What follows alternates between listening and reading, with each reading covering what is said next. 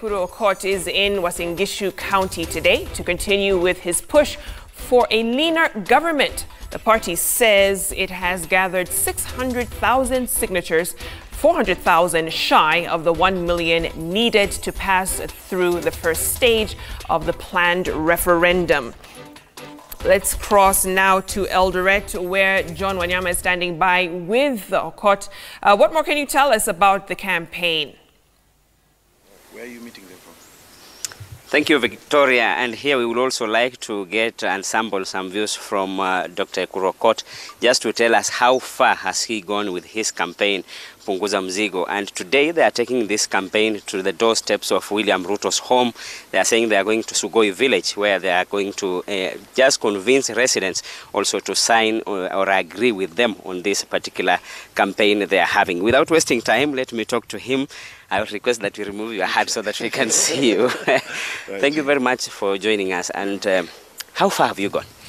Well, we've so far, maybe in terms of just county reach, we've managed so far, I think, 9 counties. We intend by next week to cover at least 12 counties. So next week we'll be going to areas of Nyanza province, Kisumu, Homa Bay, and probably Siaya and Migori as well. So that will complete about 12 counties so far.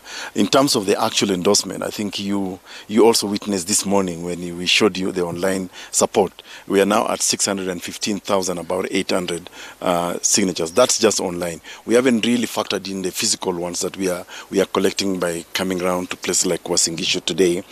We were yesterday in Nakuru County. We combed areas of Nakuru town, Molo, part of Kuresoi, and our agents are still on the ground continuing to do this. We stopped by burnt forest where people are signing, and what is surprising about this process is that even as soon as we land like this, people just say, I want to volunteer, give me the forms. So even as we go back tomorrow, we'll be stopping in burnt forest, in Kibunja Highway to collect forms, Naivasha, Nakuru town, where, you know, just ordinary Kenyans, traders, just elect to actually be our agents on the ground. So we are doing very well. The campaign is being received very well on the ground. Even the political class are actually happy with what we are doing. The only thing is that they are a bit reluctant to come out in the open. I do not know why. You may recall that last week, actually this week, Wednesday, we had a session with the Constitution Implementation Oversight Committee of Parliament, chaired by the Honorable Jeremiah Kioni, in which they wanted to know the progress, and I think the entire committee actually agreed that there is indeed Punguza Mzigo.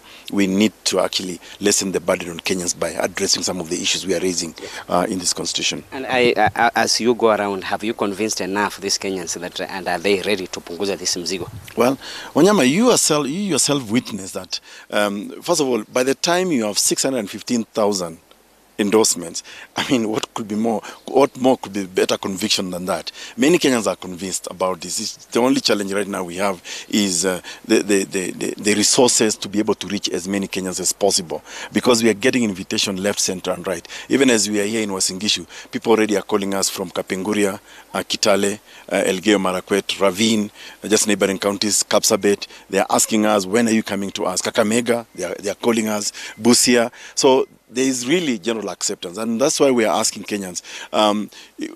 We will try to our level best to reach as many of you as possible, because we also take this opportunity to actually educate Kenyans on why we need to amend this constitution, why over-representation is a problem, why the cost that comes with the representation, why it's important to take more money to the counties, why it's important to use the ward as a unit of development, why it's important to make Senator House with veto power, you know, why it's important to address the question of corruption, theft of public money from the constitution, why it's important to cap the salaries of elected officials, why it's important to adopt ID card, national identity card, as a basis for voting, as being fully registered. So why it's important now to debate whether actually the role of deputy governor is something that we need. So we explain that, and once we explain that, Kenyans are very happy. Why it is important now to think about a one-term 7-year, one term for presidency, because they have looked at the history of our nation, ethnic tensions, theft of public money, the fact that the president in the first term is reluctant to begin to do certain things.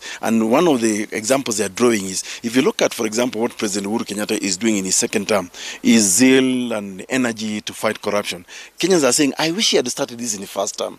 Maybe we need to give the next president just one term of 7 years so that he begins to do his work from day one. Sure. You know, so the acceptance is there generally, okay. And the Kenyans are really, okay, you say that there is a political will, and maybe have you already started talking to those people who can push this referendum to happen?